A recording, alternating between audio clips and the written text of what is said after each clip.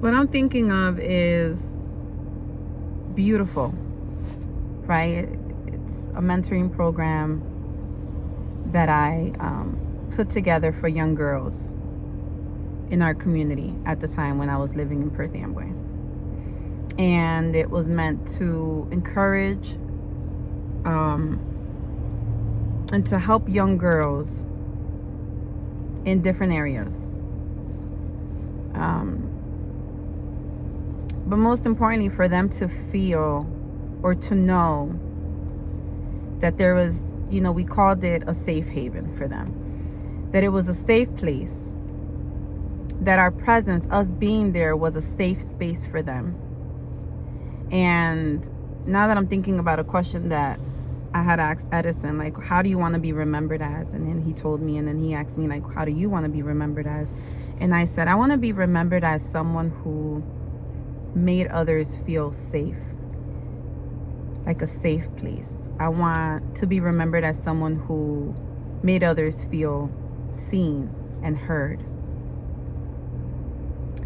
And that's what I believe that we did with our girls in our mentoring program.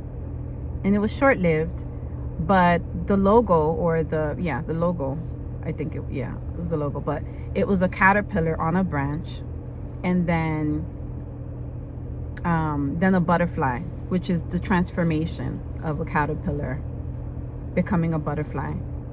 But last night when I was talking to Edison, he asked me a question, or he told me what the question was that he asked his clients, and it made me reflect and kind of put into word. Or when I'm going through something, it's like, this is the reason why I do daily check-ins, because I'm not one to call somebody and say, this is what I'm going through.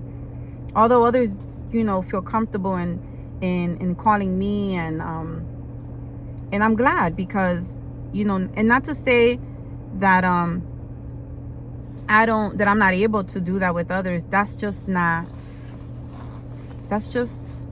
what I do. When I feel it necessary, I do, but it's not something that I do all the time. Anyway, and so yesterday was one of those days where I was just reflecting and just really, I don't know, it's the only word that I can think of is reflecting. And when Edison said the caterpillar and the butterfly, it made me think, and it kind of helped me put into words what was going on in my mind, like thoughts that were going through my mind. And it was like a breakthrough moment where that I I believe that I've been a caterpillar for so long that I've become so comfortable in being just that. That although I know that I'm transitioning into a butterfly, and not necessarily just a caterpillar. Like, I feel like I've been a caterpillar for longer than I have, but I felt that it was I still feel that it was necessary for as long as I was a caterpillar. I was a caterpillar for that amount of time, because there was purpose in that. There was a lot of things that had to happen. And then a caterpillar then transitions and enters into a cocoon, and then becomes a butterfly. But even in being in a cocoon, I still have to study on this, because I'm just, based on like the images and just the revelation that I was getting and watching those images is what I'm speaking of right now. But I need to do like more like study on that, and how it relates to us as humans in like our journey. But in the transition of being a caterpillar, then entering a cocoon, and the process of what happens and what takes place in the cocoon before becoming a butterfly, I wasn't really considering too much of the cocoon. I was just focused more on the caterpillar, because it's how it made sense to me at the moment last night, where I thought to myself, like, wow, I believe, right? I believed for so long that a caterpillar is all I was worth being.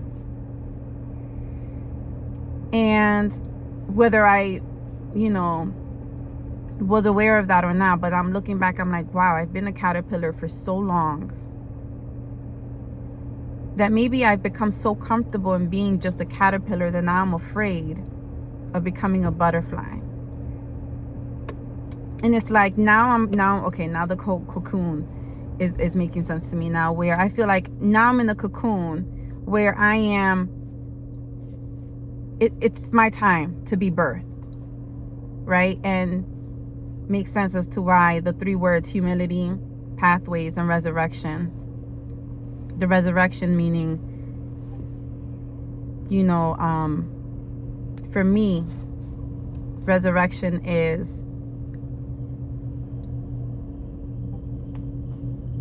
and there's so many different meanings to resurrection for me, and what it means to me in my life, and just but I feel like God is birthing who he created me to be and who I've always been,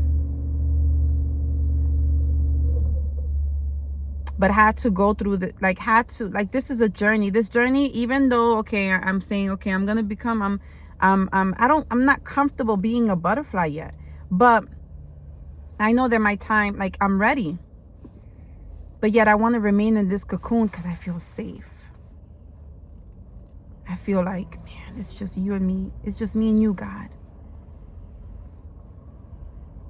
But others, there's so much that I know that is inside of me that I cannot keep inside any longer.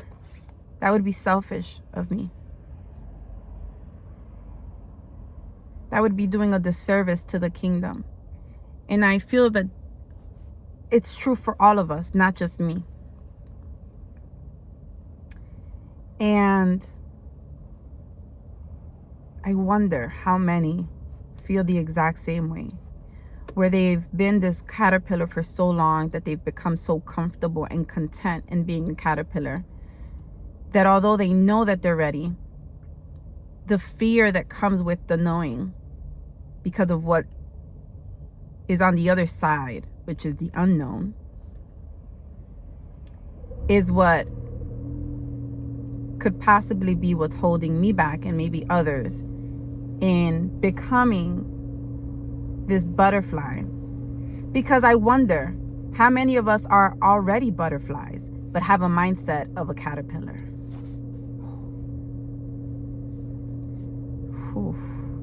How many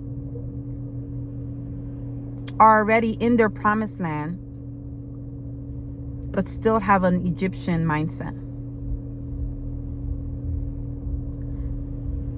How many are on their way to the promised land and on a journey of breaking free from having this Egyptian mindset, right? And what I mean by that is, we've been who we've been for so long that now, because now, right, the brain is fully developed at 25 years old. You start to have this understanding, like an awakening, an awareness, like you're conscious now of so much that sometimes it feels like, sometimes I feel like I'm going crazy, because it's like, but then how do I expect to have, like, there's so much, like, whoa, it's like fireworks. It's like, oh my God, I didn't know that, but now I do. It's like, oh my God, this happened. It's just so much insight and revelation, and just, I don't know, it's so much that I'm like, wow. But it's a journey, because Jennifer, you've known all that you've known for so long, and there's so much that you have to now unlearn, that you learned along the way, that are not going to benefit you for where you're going. And so many, like, are afraid. I don't know if they're afraid, but so many would be like, oh my God, I'm getting old. Like, when they talk about getting older, or their birthday, or their age, like, I'm 37, and I'm so looking forward to becoming 40. Not rushing it. I don't want to be 40 tomorrow, but I'm just saying, like, I'm looking forward to it. I'm grateful to know that in these last 37 years, so much has happened. And just in the last several years, so much has happened that I can only imagine what it will be like in the next few years and the years to come. And I just pray that God will allow me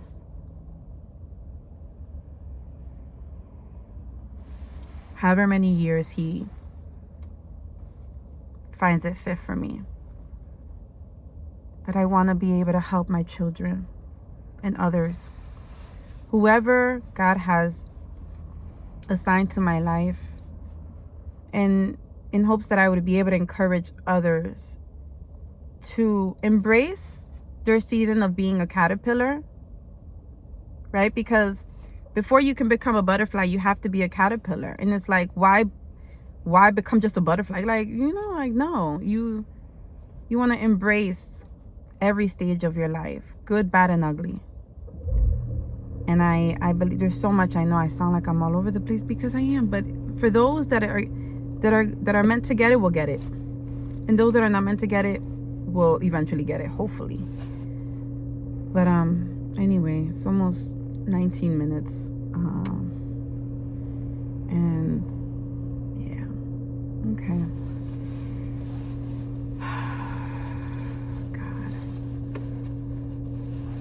It's crazy because it's like I feel like I'm moving forward, but moving forward in a way where God is taking me back. Like he's like, okay, we're gonna go. It's time. You're ready. But at the same time, what you would think is going forward, God is saying, before we can go forward, we have to go back. We have to go from the beginning in order for you to fully embrace and walk in the freedom that is already ours. So many want to walk in freedom without understanding that God is giving us the permission. Some would rather not. That's okay. Maybe they're not meant to, but for me, I know that is what I believe God is calling me to help others look forward in walking in the freedom that is already theirs. But in order to do that, there's so much that has to be faced from the past. But we're not going to face them alone. We're going to face them with God. No longer with the enemy tormenting us and bringing up shame and guilt because of our past or hurt. But even those wounds and those things, God wants us to face them, to confront them, not be afraid of them, but to confront them. Call it what it is. Call it what it is. Right? And then gain our power back. A power that was stolen from us. We were young. Remember, at 25, they say the brain is fully developed. How could we be angry with ourselves or hold on to shame, guilt, regret, unforgiveness, and all these other things for something that we may not have had the wisdom or the understanding on how to navigate at that time like we can now? Not to say we can change our past, but we can change the narrative that we share, right? We can gain back the power that was taken from us, that was hijacked, There's so much more that's still like in my mind and my heart and my spirit and it's just so much. But I know that God would, whatever I didn't say, he fills in the gap. Yep, because he's that good. All right, toodles.